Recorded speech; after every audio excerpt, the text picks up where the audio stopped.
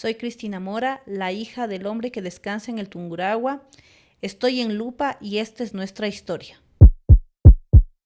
Bienvenidos a Lupa, el podcast Un Recuento de Historias. Hoy tenemos una historia extraordinaria también.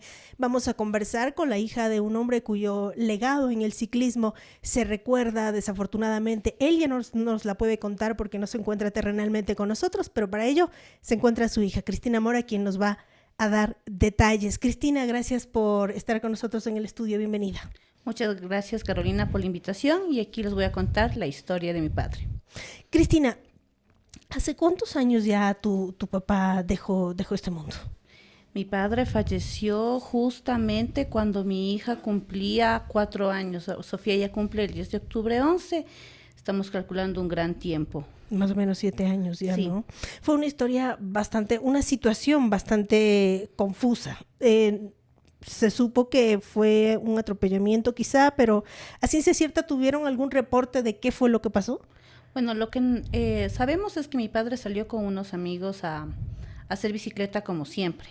En la parte del puente de Mocha, pues él al cruzar, pues una persona en estado etílico, le avienta y luego de haber aventado con las llantas, pues le atropella. Como estaba con el casco, pues sobrevive, digamos, un día. Eso fue el 9 de octubre y a mi madre le dicen que tiene 2 cuadros clínicos muy, muy malos, ¿no? Uno era porque le había pasado la llanta, le rompe el esternón, igual la parte de los intestinos. Mi padre, el último día prácticamente yo no le vi porque estaba a cargo de mi hija, pero lo que mi mami me supo manifestar es que él estaba consciente y que le decía de esta vamos a salir. El 10 de octubre, justamente en el cumpleaños de mi hija, pues me llaman a decirme que tengo que ir. Fui y le sacaban de terapia intensiva, estaba él en una camilla y yo le gritaba que se despierte, que era el cumpleaños de Sofía, y él intentaba abrir los ojos. Entonces de ahí yo hablé con un gran amigo que trabajaba en el IES y me dijo, le va a operar el mejor médico. Cuando salió el doctor me dijo, ya no hay nada que hacer.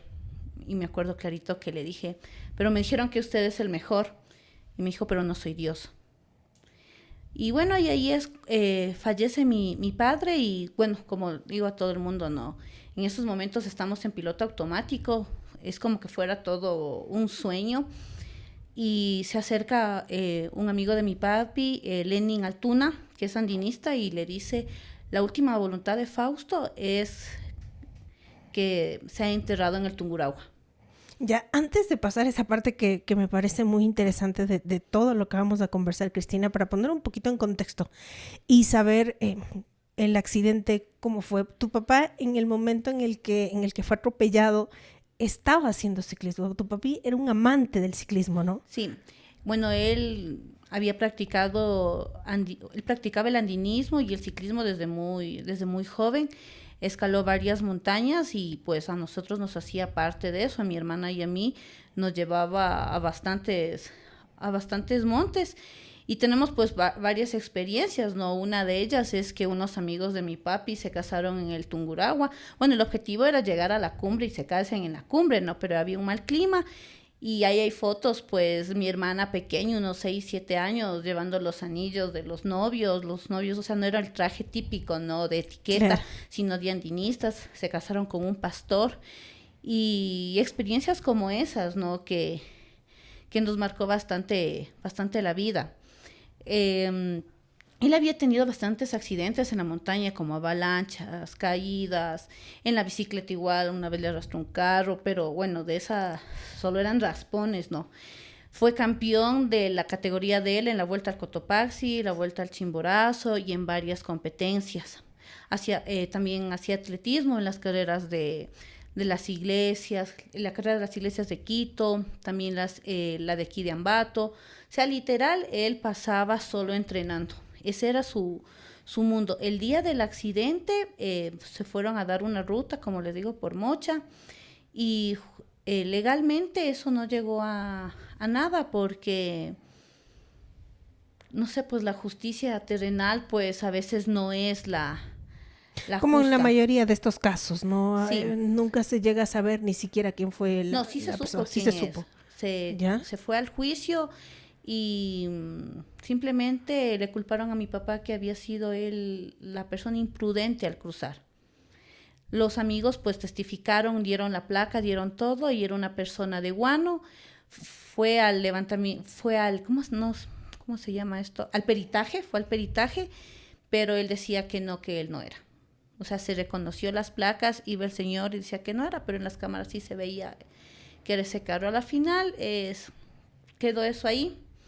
Y como dice mi mami, que ella era la que encabezaba todo esto, que a la final ella luchó hasta donde pudo. ¿Qué recuerdas tú de tu padre? ¿A los cuántos años, por ejemplo, recuerdas que te llevó a su primer recorrido? A hacerte conocer esa pasión que él tenía por el andinismo y el ciclismo. Tenía 8 años y había un grupo de personas que se reunían en el Parque Ceballos siempre y nos llevaban pues al Chimborazo, al Cotopaxi, a los Ilinizas, al Rumiñahui e íbamos poco a poco escalando las montañas. Tenemos un cartón gigante de fotografías en donde se ve desde que estamos pequeñas que andábamos con él. Y algo que le caracterizaba a mi papá y le caracteriza hasta ahora es que siempre hacía tostado, él hacía el tostado y llevaba tostado y chochos. Siempre para sus travesías. Siempre fue eso lo que le caracterizó y como le digo a mi mamá hasta ahorita, ella no puede imitar ese tostado. ¿Qué pasó con la bicicleta en la que iba tu papá ese día? Se quedó para las investigaciones. Ajá, nosotros nunca más volvimos a ver esa bicicleta. ¿No la pudieron recuperar? No quisimos verla nunca más. O sea, ustedes mismos Sí, no quisimos ver, no sabemos cómo estaba realmente. ¿Qué guardas de tu papá bueno, deben haber muchas cosas de tu papá que te dejen gratos recuerdos, pero en especial de este amor por el ciclismo y por el alpinismo que él tenía, ¿qué guardas y qué te has quedado para ti? Las experiencias vividas. Cada montaña, cada travesía, cada río que conocíamos tiene una historia. Y poco a poco nos vamos acordando. Hay una que esa me marcó. Yo creo que tenía unos 9 años. Mi hermana es menor para mí con 5 años. Entonces ya estaba todavía pequeña y nos vamos al Casaguala, que está ubicado por Paza, San Fernando. Y lo primero que nos llevaron fue a la iglesia de San Fernando, en donde el santo pues es un señor con poncho, sombrero y su burro, ¿no? Fuimos al Casaguala, pues, y el guía dice, pues nos perdimos. Eran 6 de la tarde. Habían niños, personas de la tercera edad que les gustaba el andinismo, nosotros. Y seguíamos caminando, y me acuerdo que era luna llena. Y se veía como que unas luces al fondo, pero no eran luces, eran así como cochitas de agua que se iluminaba con la luna. ¿Ya? Y cuando llegamos a un pajal y mi papá le sube a mi hermana en los hombros porque ya no avanzaba y mi papá se rueda con mi hermana. Pero bueno, él se levantó, no creo que lloró, la verdad, no me acuerdo, creo que estaba bien dormida del cansancio.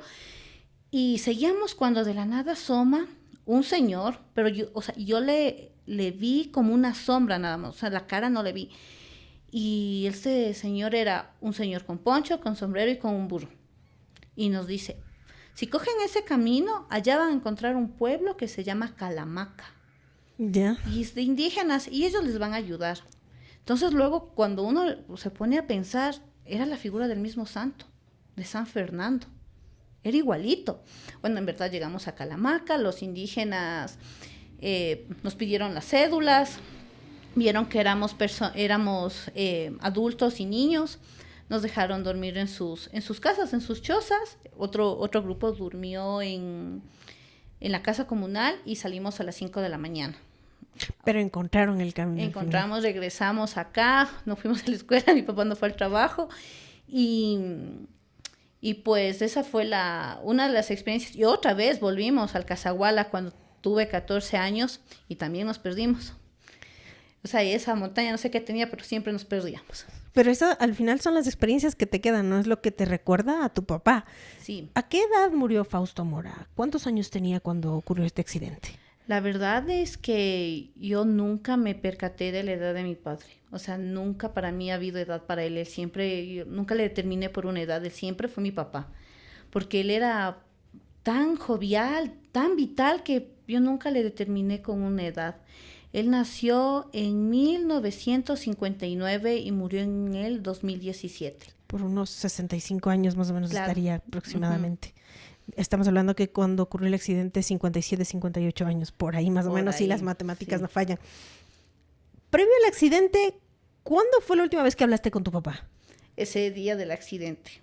¿Qué te dijo? ¿Qué conversación tuvieron? Nada, pues él estaba sirviendo su agua de orégano y le digo, ándate más para allá. Y me dice, no, ándate tú más para allá. Y bueno, fue una pequeña discusión. Y, ay, digo, ¿para qué haces la cocina tan chiquita?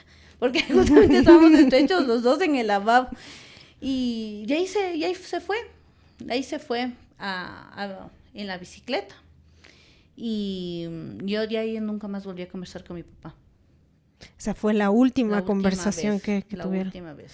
Es decir, la última que tuvo el contacto con tu papá fue tu mami. Mi mami y mi hermana, las dos.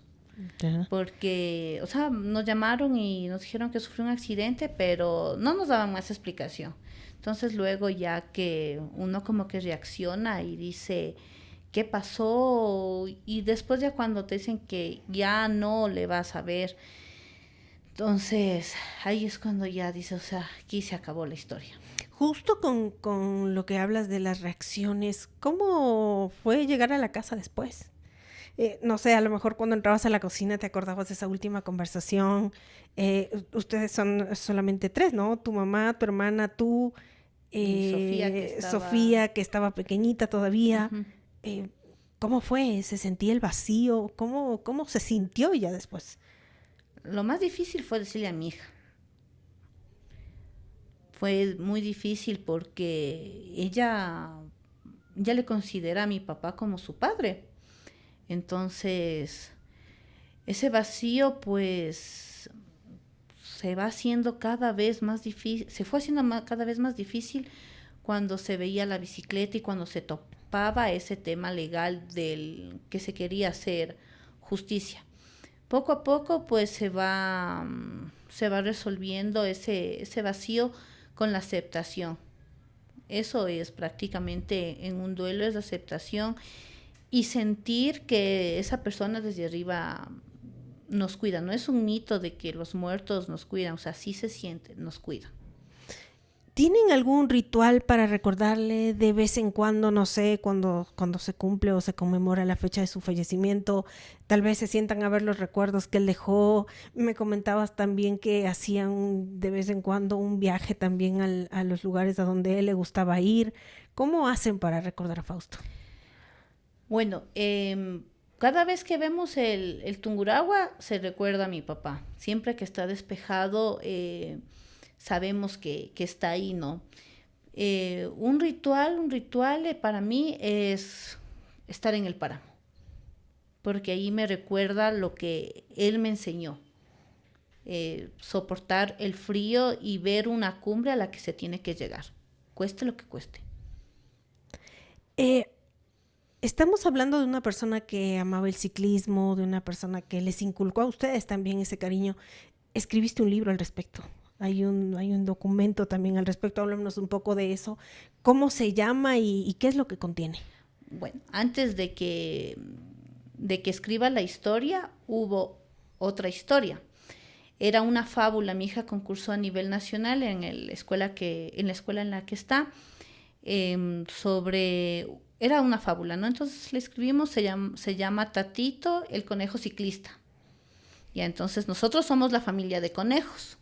Entonces mi papá, mi hermana, Sofi, mi mami y yo, ¿no?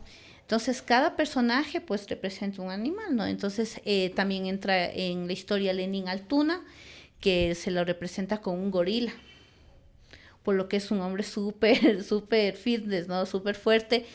Y él es el que cumple esa promesa, digamos, cumple la última voluntad de mi papá. Entonces, después de eso, pues, en una red social, miré una convocatoria que decía que escribamos una historia y que ellos nos calificaban y dependiendo si estaba bien, pues formaba parte de una antología de un libro. Escribí la historia, se llama El hombre que descansa en el Tungurahua, en donde los protagonistas prácticamente son andinistas y los nombres son de los personajes, el de mi hija y el de mis primos. Y pues cada uno tiene su característica, su forma de ver la montaña y ellos llegan al Tungurahua y hacen el ritual de los chochos y de los tostados que les cuenta Lenin Altuna que en vida real lo hacen cuando llegan al Tungurahua para conmemorar la receta, digamos, o el snack favorito de los amigos de mi papá. Y esto me lleva también a recordar, los restos de tu papá descansan en el Tungurahua. Sí, mi papá fue cremado. ¿Sí? ¿Y cómo lo llevaron allá? ¿Cómo fue este viaje? Bueno, nos comentan que mi papá falleció. Legalmente, pues su cuerpo fue a la morgue y cuando las personas en la morgue se tiene que vestir, entonces justamente estaba con mi tía Pilar y decimos, no, o sea, la decisión es cremar. Entonces le llevamos al crematorio, ya nos entregaban una cajita chiquita y nos fuimos a la sala de velación cuando llegaron una caravana de ciclistas. O sea, había muchos ciclistas. Llegaron, exigían respeto a todos los ciclistas porque no era el primer caso. Vino gente de la Tacunga, gente de Riobamba. Estaban muy tristes y a la vez contentos porque formaron un colectivo de ciclistas que pedían respeto por sus derechos, ¿no? Bueno, entonces ya se habían organizado los amigos de mi papi y habían hecho una cruz. Entonces, me parece que eso fue un jueves y el sábado pues se invitó igual a todos los familiares y amigos para ir al Tungurahua. Nos fuimos al Tungurahua, llegamos hasta la guardianía. Algunos sí subieron hasta el refugio y ahí es cuando en mulas y en burros van llevando la cruz y las cenizas. Entonces los amigos llevaron el material necesario y pues la cruz está arriba con las cenizas. Hay dos cruces, ¿no? La cruz de que ya llegó al Tungurahua y la cruz de mi papá. ¿Han visitado ustedes este lugar después de aquella vez? No, la verdad que tenemos este plan de hacer entre este año y el otro. Es que ha habido muchos factores que no nos han permitido llegar hasta allá, pero Lenin siempre va. Lenin es el que lleva nuestros recuerdos, nuestra fuerza lleva. Es el encargado de llevar todas esas encomiendas de cariño, digamos. Sí, el 10 de octubre siempre está ahí. De cada año viaja. Qué bueno. ¿Qué es lo que más recuerdas de tu papá? ¿Qué es lo que más extrañas también? Lo que extraño son esos sonidos de las 5 de la mañana que hacía bulla. Porque ya era como el reloj, ¿no? De la casa. Que decía, ya se despertó él, o sea, empieza la rutina y sabíamos que él ya llegaba de hacer, o sea, de ciclear o de trotar y era el desayuno con él. Entonces decía, es que vengo de no sé dónde, de unos nombres de unos pueblos que yo no sabía dónde era. Hasta que ya pues me voy en el carro, voy por esos sitios y veo la distancia a la que iba, digo, o sea, él sí que amaba esta pasión, esto del ciclismo. Y lo amaba de verdad, porque me dices en otras ocasiones también ya tuvo accidentes, también tuvo algunas situaciones, pero nunca dejó de salir, nunca dijo mi vida corre peligro, ya no me voy. No, salía... ¿Alguna vez hablaron de eso en la casa? Porque esto de los accidentes de los ciclistas es algo muy común aquí en el Ecuador. ¿Alguna vez hablaron de eso y le dijeron, ya no salgas, ten cuidado? Sí, se le decía, pero él, o sea, decía que nada pasa, que él sabe cómo lleva el camino. A la final, pues él murió haciendo lo que más amaba, el ciclismo. Y yo creo que muy pocas personas tienen esa oportunidad de morir haciendo lo que más aman. Qué bonito. Cristina nos ha traído algunas fotografías de su papá en sus travesías desde muy joven. Son varias las fotografías, pero yo tenía lista una que quiero que de pronto me digas tal vez cuánto tiempo antes del accidente de tu papá fue y qué te produce esta foto, Cristina. Esa foto fue en la última vez que fuimos a la playa con él. Sí, ¿a qué playa A visitaste? Salinas. Son Fausto, tú Y Sofía y tenía tu hija. 3 años, sí. Esa fue la última vez que nos fuimos a la playa. ¿Ya? Ujú. Que esto antes, ¿cuánto tiempo antes del accidente fue? La verdad, creo que fue... No, yo me acordé, esa fotografía fue la penúltima vez que fuimos a la playa. La Ya. penúltima, porque la última fuimos con mi hermana y con mi cuñado. Esa es la penúltima a Salinas. Ahí Sofía tenía 2 años. Ya. Sofía ahí todavía no conocía la playa ecuatoriana. Ya.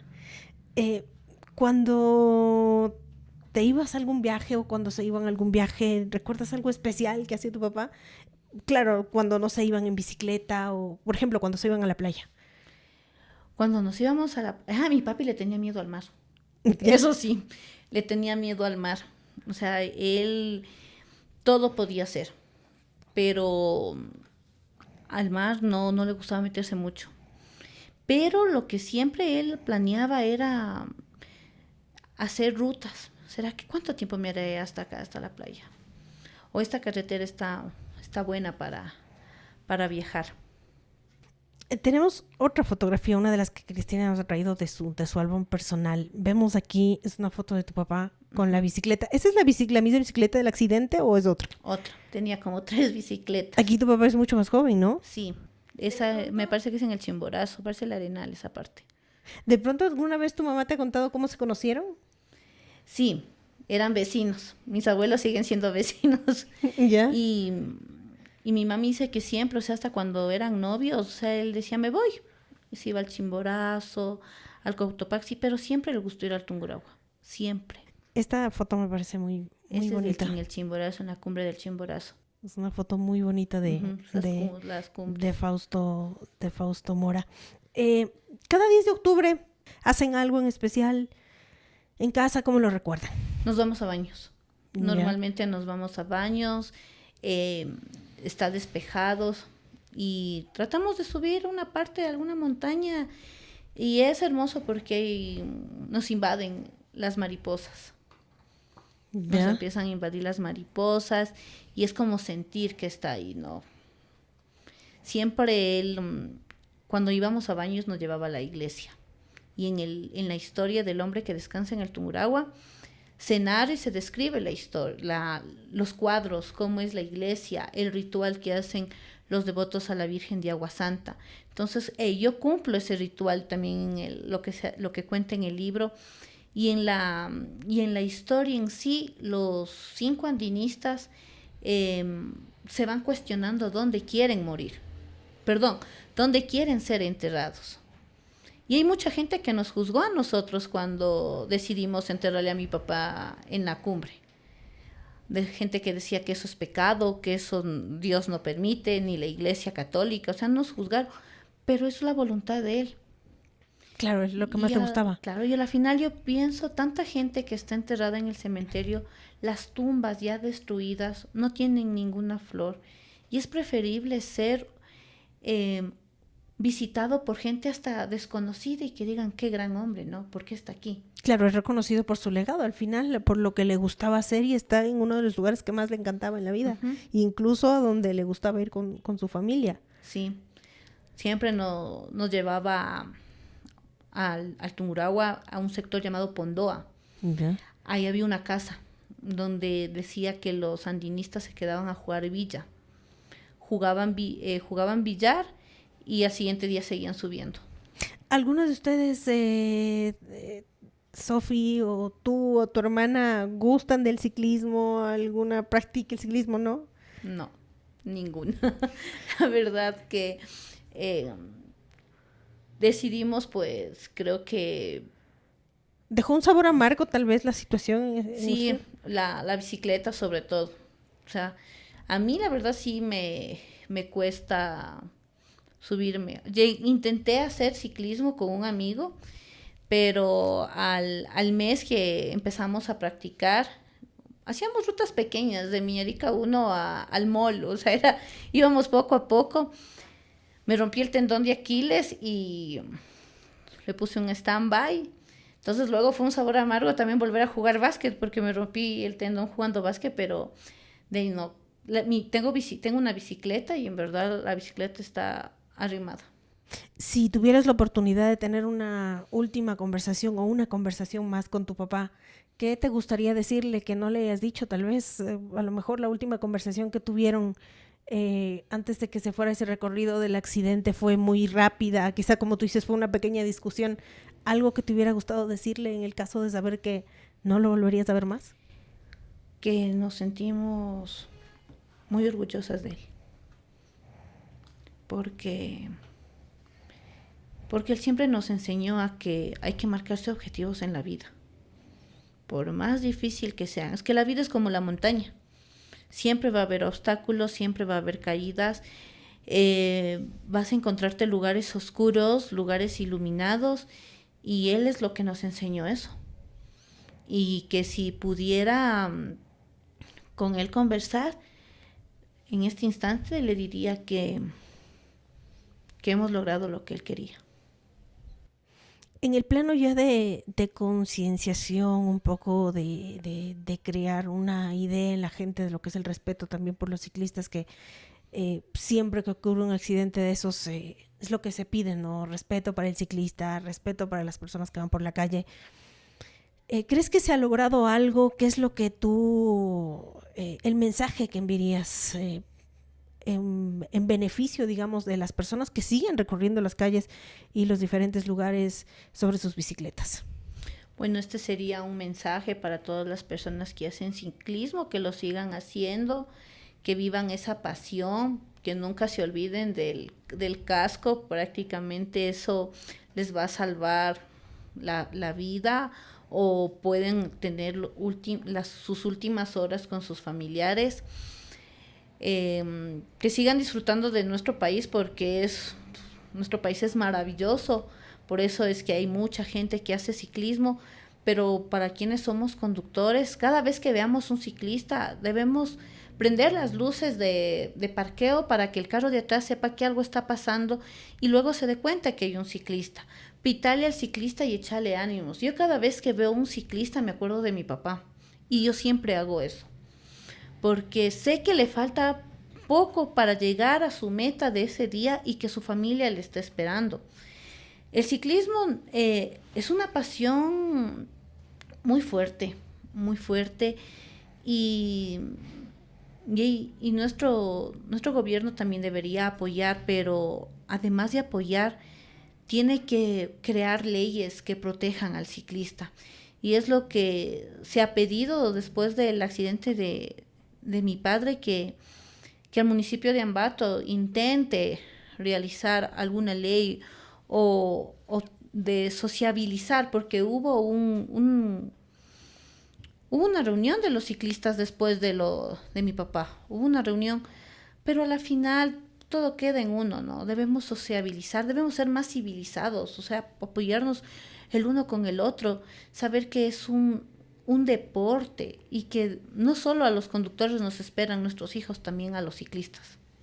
Gracias, Cristina Mora, por habernos compartido la historia de tu padre, de Fausto Mora, quien fue un ciclista y que dejó su legado. Descansa ahora en el volcán Tungurahua, pero también en los corazones de ustedes, ¿no? De tu familia, de tu mamá, de tu hermana, de tu hija, y que entiendo que lo recuerdan con mucho cariño. ¿Qué recuerda, por ejemplo, tu hija cuando piensa en tu papá? Y eso sí es lo último que quisiera saber.